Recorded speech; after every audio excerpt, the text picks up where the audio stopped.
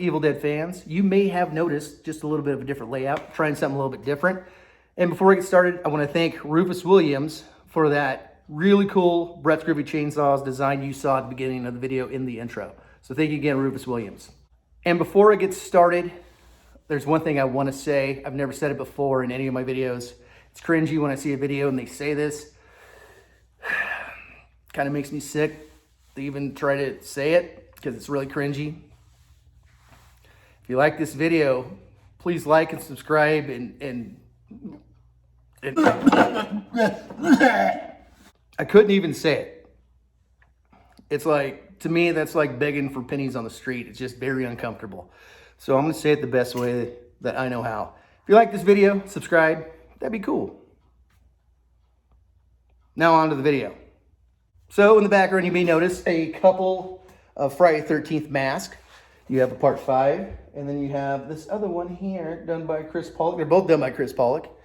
And this is my son's that he gifted to him. Leather straps, everything. Chris Pollock is an amazing artist. But there's a reason why these are here. Because in this video, I'm going to rank from worst to best, in my opinion, the Friday the 13th franchise. Just the Paramount Pictures movies, not the Jason Goes to Hell, or Jason versus Freddy, or Jason X, anything like that. Just the original 8. And I guarantee you, this will not be a popular list at all with Jason Voorhees fans. I guarantee it. So let's get started. Starting at number 8, Friday the 13th, Part 8. So a lot of people right now are thinking, why Part 8? Because it's just not a great movie. It's okay. It's not a terrible movie. What I found out with what they originally wanted to do with the budget that they had, it sounded great. But how it was executed was kind of crappy. Like, they wanted to have a bigger boat. They had to have a smaller boat, but they tried to make it look big. Having a boat in Crystal Lake made no sense. That attached to the ocean and then went to New York. Didn't make much sense there. The fact that Jason is in New York and he's not just like slicing through people. Like, he's ignoring everybody else, but he's going after the people who are on this boat. I think most of the characters are forgettable.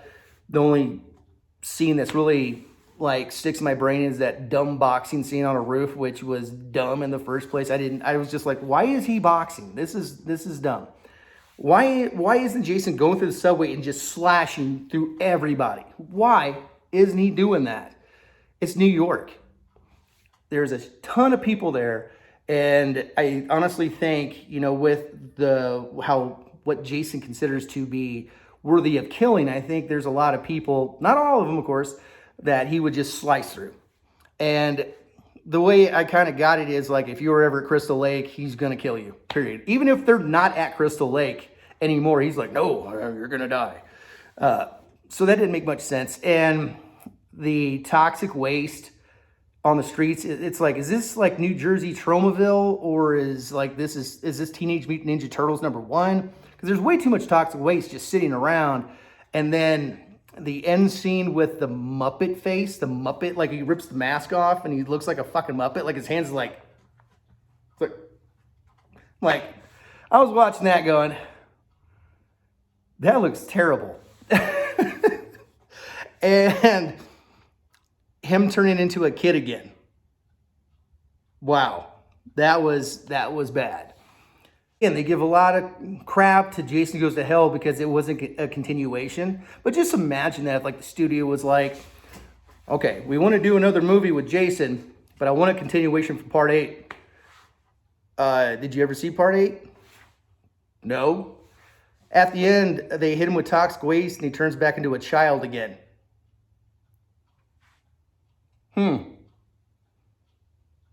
Yeah, it's a better idea just to do whatever you want, because that movie was bad.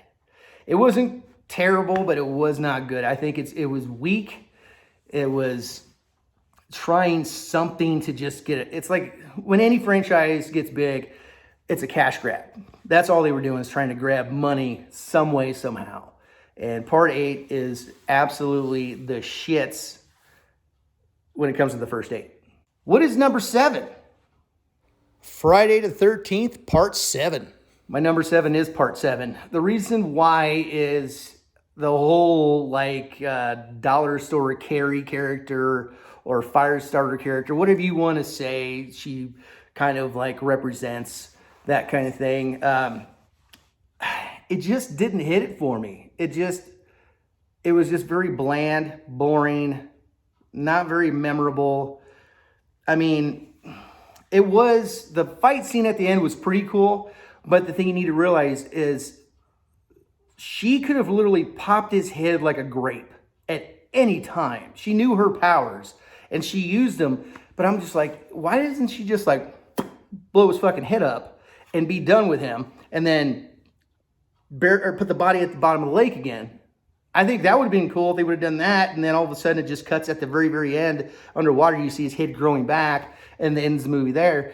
I think that would have been good. It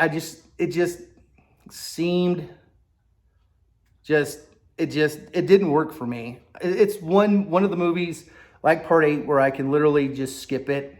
I'm watching the trilogy. Those are the two so far I can just go, yeah, I don't need to watch those, because they just weren't that good. Next on my list, and it's going to be very, very unpopular, and I know a lot of people are going to hate it. In the comment section, I'm just going to feel that heat and rage. Number 6 is Friday the 13th, Part 3. Why Part 3? And, okay, I understand. In that movie, Jason got his mask, his iconic mask. I understand that. But it doesn't mean it's a great movie. Look at a really bad movie. Okay, there's a movie that Tom Green did at one time called Freddy Got Fingered. Now, that movie is horrible. It is funny, but it's horrible. But everybody remembers that iconic scene when he's sitting on the couch and he has pieces of cable or like string going up the ceiling on pulleys, and there's sausage on the other side, and he's playing on the keyboard, "Daddy, would you like some sausage?" Everybody remembers that scene because it's just the best scene from that movie. It doesn't mean it's a good movie. It just means it has that one great scene. Same thing I think about Part 3. It has that iconic scene where he gets the mask. I think the story is very just linear, kind of boring. The kills are pretty cool, but I think they spent way too much time doing these stupid 3D effects because it was Jason 3D, and the story lacked because of it. Like, there's scenes like, like the harpoon coming at you. What is the other one? Like a yo-yo or a fucking ball like going at the camera. It's like, why? So I really think that one, like, if you like a movie where Jason just hacks and slashes, that is your film. That is the one you should go back to. If that's all you like, that is the one. But for me, I don't really think it's that good of a movie. I just do not. And honestly, it's one I've seen, same with the other last 2 movies that I've seen probably like 3 or 4 times, and I do not enjoy it. I just do not. It's just like, it's boring. There's no depth to the story at all. It's just very linear to me. Even though he got his mask, I'm watching a Friday the 13th film. I'm not watching a Jason film, okay? And I'm not talking about New Line Cinema being a Jason film. I'm talking about the story. I want to see a good movie first and foremost. That is number 1 to me. If you got a good story, and you got good characters, great. I just don't want to see the mundane kind of, okay, same thing. And I've seen a lot of critics talk, especially about Halloween Ends, how it's like, oh, it's so much different from all the other ones. But then the next video that they have, or another video they have, they bitch about a movie being the same damn thing. So what is it? You want the same thing, or you want something different? In my personal opinion, I want a really good movie. So with that being said, let's move on to number 5. Friday the 13th, Part 6. So number 5 is Part 6, Jason Lives. Why? It's a favorite of everybody. Everybody loves that movie. It's not a bad movie. It is not. But for me, with the franchise, Part 6 is when it really became commercialized. And it just lost that luster of being like a hardcore slasher to me. I don't know what it is when movies really get commercialized, such as like, Bride of Chucky, or Seed of Chucky, which I don't like either one of those movies. They're too cornbally to me. I mean, there's a place for it. And part 6 wasn't super cornbally. The whole James Bond beginning, I'm like, it shouldn't be there. It's cool, but it shouldn't be there. The story's good. I don't like what they did with Tommy Jarvis, though. I don't. I don't like all of a sudden, you know, we got part 5 on how he is and very much like he's a mute and he went through a lot of stuff, to him just being like, I need to make sure he's dead. Let's make sure. Now, you know, and he's totally different. Like, it's just switched 180. And one thing that threw me off is when he wakes up, all of a sudden his droopy eye is on the other side of his face. Jason, I'm talking about. I was like, what? Shouldn't his right eye be the droopy one and the left eye be the normal one, but now the right eye is the normal one and the left one's droopy? What the fuck's going on here? So that's the one thing for me, is how Tommy Jarvis is. I do like how they put him at the bottom of the lake. I do like that infight. It's really good. But to me, commercializing it really kind of brought it out of the cool slasher film content for me. So for me, as a film, it's my number 5 pick. So what is number 4? Friday the 13th, part 4. Number 4 pick is part 4. Why? The story's really good. I like how they brought Tommy Jarvis in and his family. I really think expanding it out really worked well. And going back to part 2, where it was like in part 2, how she dressed up as like his mom. The way Tommy Jarvis dressed up as Jason, you know, shaved his head and all that stuff. I thought that was cool. I thought that was a cool callback. It really dives deep kind of how Jason is, and he does have a heart of some sort, and he has a reason behind it. And the jump scares with Jason there are really good. So I enjoyed that film. I thought it was a really good kickstart to really expand on the trilogy, and to me it was that cool classic slasher film. I enjoyed the hell out of it, but that's my number 4.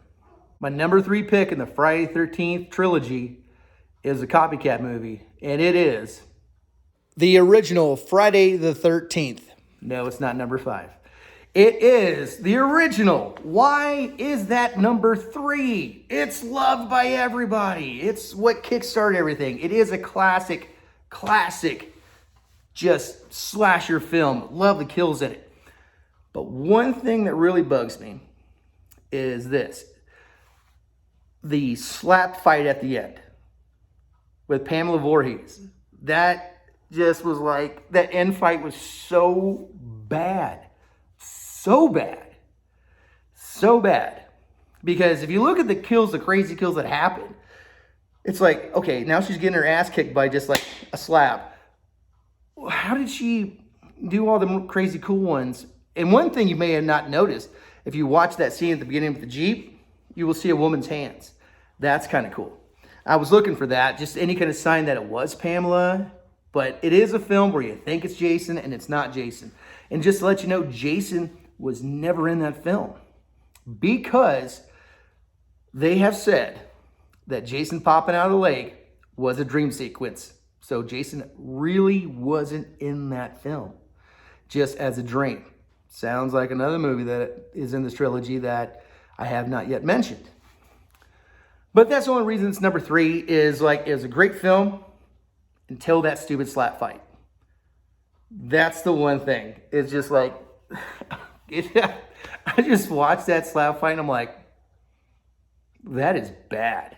That is really bad, considering all the kills that happened. But that's why it's number 3. Number 2, Friday the 13th, part 2. Number 2 is Friday the 13th, part 2. And I know the Jason Voorhees fans are just steaming right now, because they kind of figured out what number 1 is for me. So why is number 2 number 2? I thought it was a great continuation from the first movie. I thought how the character development was really good. It was a really deep story. It really kind of dove into who Jason is now and that he did survive. That's what I like about it. I like the fact of how his mother's death affected him, same way that his death affected her when she thought he was dead. Of course, she never found out he was living. But that to me was really, really cool. I don't give a shit he had a bag on his head. The end fight was really good. Very, to me, kind of Texas Chainsaw Massacre in a way. But it was really good. It was a great second film. And it sucks that the heroine in there, not the drug, the hero, I'd say the hero, that she didn't come back because of she did something else with her career. But she kind of regrets it now. But yeah, part 2 I thought was really, really, really good. But it wasn't my number 1 pick. What is my number 1 pick? And it's very unpopular, but here it is. My number 1 pick as my favorite in the Friday the 13th film franchise. Friday the 13th, part 5. Yes, it is part 5. Oh my gosh. Jason Voorhees fans hate that movie because he's only in a dream sequence, and it's not really Jason. Such as the movie that they cherish, which is part 1. It's basically the same movie in a sense. That's one reason why I like it. It goes right back to the roots of the movie. There's some cornbally ass shit that goes on. There's some cornbally ass characters, but it's entertaining. I like the kills. I like the fact that Tommy Jarvis is now just a mute, things like that. And I really wish the studios wouldn't have said, hey, we need Jason in part 6, because that's really what happened. I really think if they would have gone with a story with Tommy Jarvis becoming Jason and then introduced Jason back a proper way, it would have been better. Like, let's say there was another movie and Tommy Jarvis, he's the killer, right? And then at some point they take Tommy Jarvis out, but 1 or 2 deaths at Crystal Lake aren't connected to him. They figure that out, and they figure out Jason's alive. And then go on a new series. I think it would have been better in the long run, honestly, and really consider the story more than just having Jason there 24/7. I think it would have been better story and a better character development and a better thing for the series. So I think that would have been better in the long run for the story, the trilogy, and more character development. And that's just the way I see it. And one thing that I've noticed is that movie, of course, had a copycat killer. It was Roy, the paramedic. And I was online one day and I was talking about why I like part 5 so much, that you don't know it's Roy. And somebody said, well, it was obvious that it was Roy. It was obvious. It was the way he looked at the camera. No. The only way they knew it was Roy is they knew from the start, and they were watching for that. Go back and just really think of how they saw, the audience saw it for the first time. They had no idea. There was no internet, anything like that. And they're going in, oh my gosh, Jason's back. He's back. And at the end, you figure out it's not him, because Jason died in the film prior. And I'm sure some people came out, well, oh, it wasn't Jason. That shit. Or you had some people coming out going, man, that was a good movie. I would have never figured it was Roy. And when I first watched it, I knew there was a copycat killer. I didn't know who it was. And yes, it's kind of cornbally. But yes, there is really good kills. It's just one of those things where I watched it and then found out at the end it was Roy. And I was like, what? Why? What did I miss here? And then watched it again and realized, oh, it's because he had a child. It was mentally handicapped. He was at like a group home kind of thing. And back then it wasn't uncommon. And even in the 90s where you had, troubled children going to these group homes because the parents didn't understand what their child was going through. Why Roy didn't want anybody to know, why did Roy not want anybody to know that? I don't know. But just because he looked at something, he's like, oh, it's somebody dead, okay? You don't really realize till the end. So that's why I think it's good. You have to put yourself in the shoes of somebody who doesn't know anything about the movie and then watches it and goes, what? It's got a crazy twist. It has a deep story about Tommy Jarvis. and who he is now, how he is. And just because Jason isn't the killer doesn't make it a bad movie. I think it's a really damn good movie. It's very similar to the first movie. And for people to put it down because Jason isn't really in it means they're not Friday the 13th fans. They're Jason fans. There's that fan base. You don't have to have a good Friday the 13th movie and have Jason just run around the whole time. We've seen what happens with that. It's the same shit over and over. It gets too commercialized. Some people love it. If you love it, great. Me, no, I want a little bit of a deeper cut into a story versus the same old shit. That's just my opinion. It's unpopular, but I love part 5. And also, if you go to a convention, these horror conventions, you'll see Roy fans running around. They will be dressed up as Roy part 5, and I think that's great. And Roy was a badass. All the punishment that he took in that final battle, he's a bad motherfucker when you think about it. He's tough. Like, he took punishment like Jason. He really did. And it was good. It was a really good film. So that will still and always be my top. It's number 5. I'm here to represent all the unpopular Roy fans. And again, before I end this video, I will say this, going after the Jason Voorhees fans. There's only one Jason Voorhees. And there's one Roy. Only one of them isn't a Deadite. And that's Roy. Till next time, you guys stay groovy.